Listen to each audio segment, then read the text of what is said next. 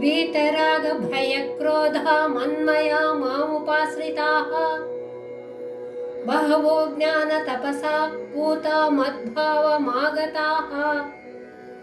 అనురాగము, భయము, కోపము విడిచిన వారు, నాయందే లగ్నమైన చిత్తము కలవారు, నన్నే ఆశ్రయించిన ప్రతి ఒక్కరూ ఇటువంటి జ్ఞాన తపస్సుచే పవిత్రులై నా స్వరూపమును అంటే మోక్షమును పొంది ఉన్నారు అని భగవానుడు తెలుపుతున్నారు.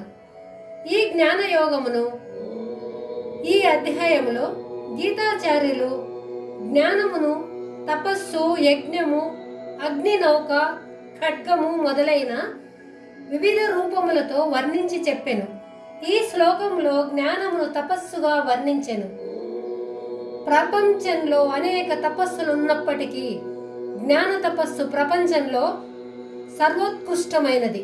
ఎందుకంటే శరీరంపైనున్న మురికిని నీటితో కడిగి శుభ్రం చేసినట్లు ఎన్నో జన్మలలో సంపాదించుకున్న పాపమనే మురికిని జ్ఞాన తపస్సు కడిగేస్తుంది, ఇంకా చిత్తమును శుద్ధి చేస్తుంది.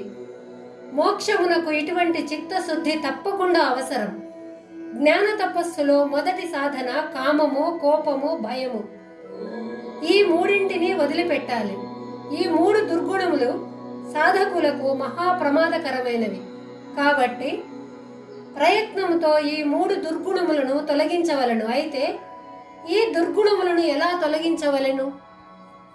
దానికి ఉపాయము వెనువెంటనే చెప్పబడింది. నిరంతర భగవత్ చింతన, భగవదాశ్రయము ఇవే ఉపాయములు. రాగము, భయము, కోపమును విడిచిపెట్టడం, ఇంకా అనవసరపు విషయాలను మాటిమాటికి తలుచుకోకుండా ఉండటం, నిరంతరం భగవంతుని ధ్యానము, ఈ విధంగా చెయ్యటం వలన ఈ ప్రపంచంలో ప్రశాంతంగా ఉంటూనే విజయాలను సాధించవచ్చు, తర్వాత మోక్షమును పొందవచ్చు అని భగవానుడు తెలుపుతున్నారు.